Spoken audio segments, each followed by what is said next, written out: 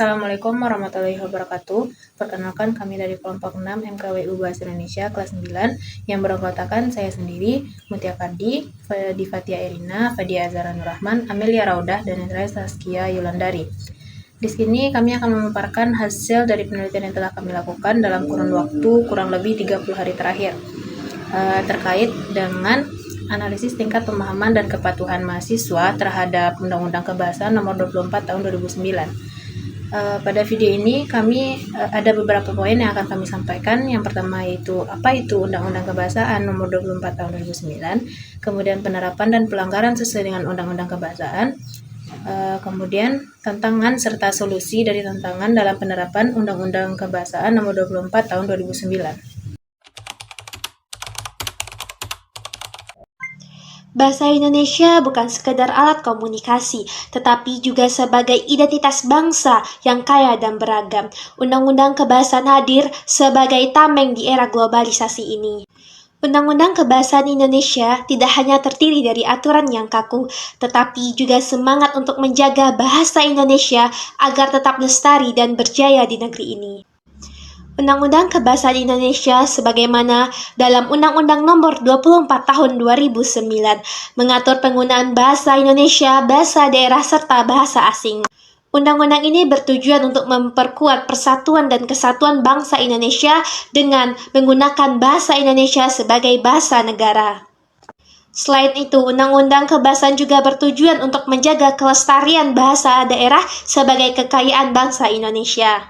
Undang-undang ini mengatur standar penggunaan bahasa Indonesia dalam berbagai aspek kehidupan, seperti dokumen resmi, media massa, pendidikan, forum nasional, dan internasional. Sebagai sebuah aturan, Undang-Undang Nomor 24 Tahun 2009 yang selanjutnya akan disebut dengan Undang-Undang Kebahasaan menjadi hal yang harus dipatuhi oleh seluruh warga negara Indonesia. Namun pada kenyataannya masih ada pihak-pihak atau individu yang tidak mematuhi Undang-Undang Kebahasaan, di mana ketidakpatuhan tersebut dapat dilihat dari bagaimana mereka melakukan tindakan yang bertentangan dari isi Undang-Undang Kebahasaan. Tindakan tersebut dapat disebut dengan pelanggaran. Pelanggaran terhadap Undang-Undang Kebahasaan dapat terjadi di berbagai lingkup, dimulai dari lingkup pemerintahan, lingkup publik, lingkup ketenagakerjaan, lingkup bisnis, lingkup usaha perdagangan, bahkan di lingkup pendidikan.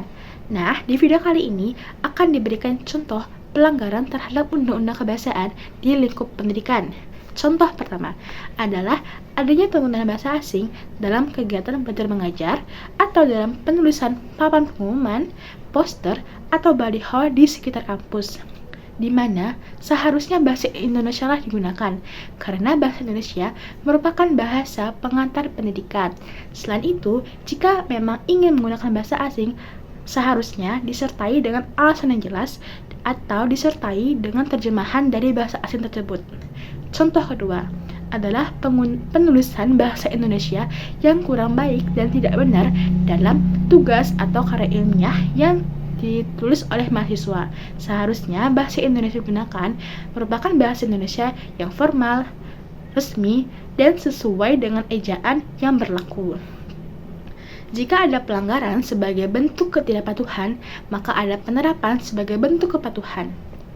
Penerapan merupakan tindakan yang dilakukan dengan tujuan untuk memastikan supaya undang-undang dapat dipatuhi. Dalam konteks ini ialah Undang-Undang Kebahasaan. Contoh dari penerapan terhadap Undang-Undang Kebahasaan ini seperti menggunakan bahasa Indonesia dalam kegiatan belajar atau dalam penulisan poster, baliho, atau papan pengumuman di sekitar kampus. Kedua, menggunakan bahasa Indonesia dengan baik dan benar dalam menulis karya ilmiah atau tugas.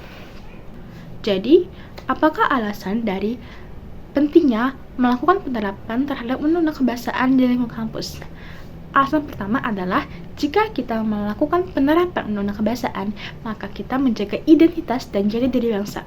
Dalam hal ini ialah bahasa Indonesia. Kedua adalah kita meningkatkan akses dan kesetaraan dalam memperoleh ilmu pengetahuan. Yang ketiga, dapat membentuk generasi akademik yang mampu menggunakan bahasa Indonesia dengan baik dan benar. Dan yang keempat, membantu bahasa Indonesia untuk menjadi bahasa pengantar bahasa ilmu pengetahuan dan teknologi.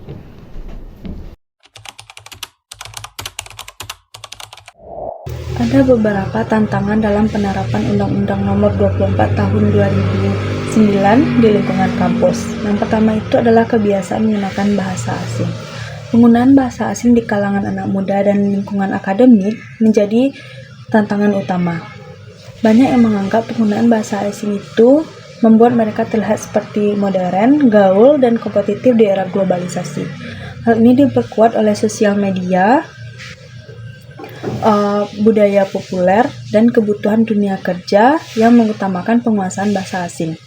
Akibatnya, identitas budaya dan nasionalisme melalui bahasa Indonesia mulai tergerus, dan generasi muda cenderung merasa lebih nyaman menggunakan bahasa asing dalam komunikasi sehari-hari, bahkan dalam konteks formal.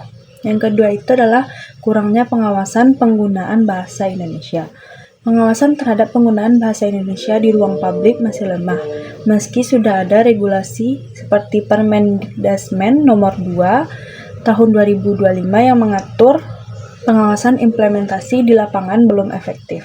Salah satu kendala terbesar adalah ketidakadaan sanksi tegas bagi pelanggar, sehingga regulasi tidak memiliki daya paksa yang kuat.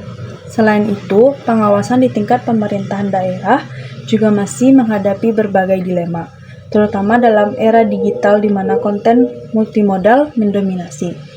Yang ketiga itu ada kurangnya kesadaran terhadap pentingnya penggunaan bahasa Indonesia. Banyak masyarakat, khususnya generasi muda, belum memiliki kesadaran dan apresiasi yang cukup terhadap pentingnya bahasa Indonesia sebagai identitas nasional. Mereka cenderung meremehkan bahasa sendiri dan lebih mengagumi bahasa asing. Kurangnya rasa bangga dan pemahaman akan peran bahasa Indonesia dalam memperkuat jati diri bangsa menjadi penyebab utama menurunnya penggunaan bahasa Indonesia di berbagai ranah kehidupan. Yang keempat itu adalah kurangnya pemahaman terhadap kaidah bahasa Indonesia. Sebagian masyarakat termasuk pelajar dan mahasiswa masih kurang memahami kaidah bahasa Indonesia yang lebih baik dan benar. Hal ini disebabkan oleh kurangnya penekanan pada pengajaran dan pembiasaan penggunaan bahasa Indonesia yang sesuai aturan di lingkungan pendidikan maupun masyarakat umum. Akibatnya banyak yang mencampur adukan bahasa Indonesia dengan bahasa asing atau menggunakan bahasa Indonesia secara tidak baku dalam komunikasi sehari-hari. Yang kelima, ada kurangnya sosialisasi mengenai Undang-Undang Nomor 24 Tahun 2009. Sosialisasi tentang pentingnya penggunaan bahasa Indonesia sesuai Undang-Undang Nomor 24 Tahun 2009 masih minim. Banyak masyarakat yang belum mengetahui atau memahami isi dan tujuan dari undang-undang tersebut. Akibatnya, kepatuhan terhadap regulasi ini rendah, dan belum ada upaya masif dari pemerintah, lembaga pendidikan, maupun masyarakat untuk mensosialisasikan aturan ini secara luas dan berkelanjutan.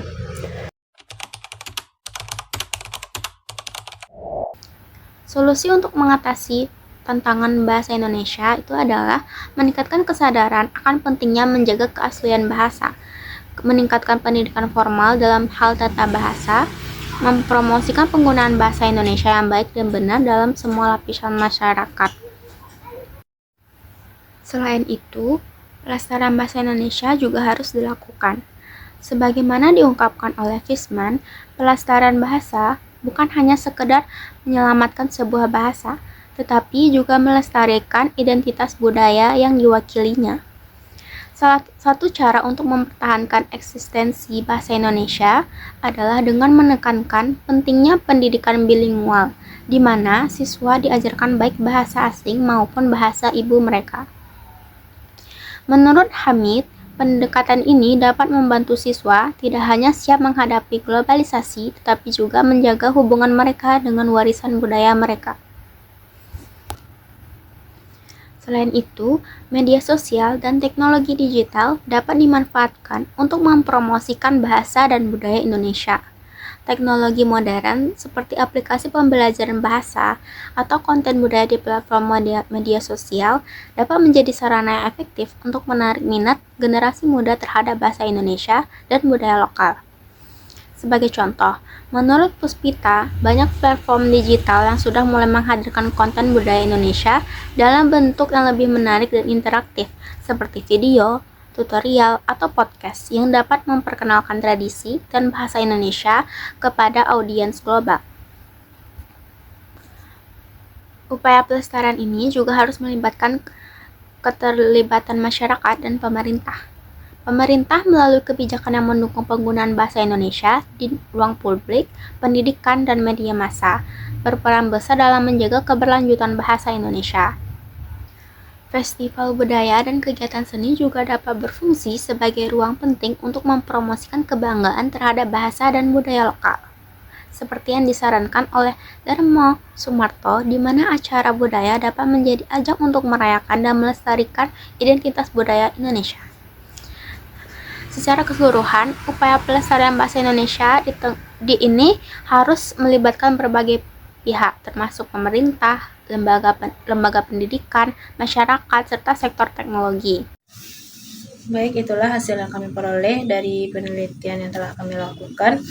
Kami harap video ini dapat bermanfaat dan digunakan sebagai acuan bagi mahasiswa dalam berbahasa di lingkungan kampus sesuai dengan kaidah Undang-Undang Kebahasaan Nomor 24 Tahun 2009. Sekian dari kami. Bila ada kesalahan kami mohon maaf. Wabillahi taufiq wal hidayah. Assalamualaikum warahmatullahi wabarakatuh.